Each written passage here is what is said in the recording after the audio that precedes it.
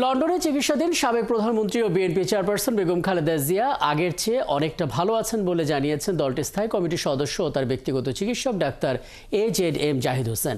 শনিবার স্থানীয় সময় বিকেলে সাংবাদিকদের কাছে তিনি এই তথ্য জানান। সামনে আরও কিছু পরীক্ষা নিরীক্ষার পর চিকিৎসকরা পরবর্তী নির্দেশনা দেবেন বলে জানিয়েছেন ডাক্তার জাহিদ হোসেন।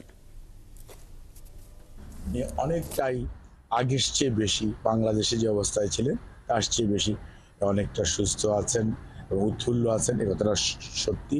তার সুস্থতা যাতে এত দ্রুত হয় সেসব বিষয়ের দিকে খেয়াল রেখে আমাদের চিকিৎসকদের সাথে পরামর্শক্রমে এবং ওনাদের নিজস্ব যে গাইডলাইন, নিজস্ব যে প্রোটোকল লন্ডন ক্লিনিকের, সেই অনুযায়ী ওনার চিকিৎসা চালিয়ে যাচ্ছে। পরীক্ষা নিরীক্ষা পরবর্তীতে ওপিনিয়ন দিবে যে এটার চিকিৎসার পরবর্তী ধাপগুলি কোনটা কখন কিভাবে হবে। ওনার শারীরিক অবস্থা কিছুটা স্থিতিশীল আছে এবং এভাবে যদি চলতে থাকে তাহলে হয়তো আগামী কয়েকদিনের মধ্যেই হয়তো দেখা যাবে যে শারীরিক অবস্থা সম্পর্কে আরও সুনির্দিষ্টভাবে কিছু কথা বলার সময় আসবে।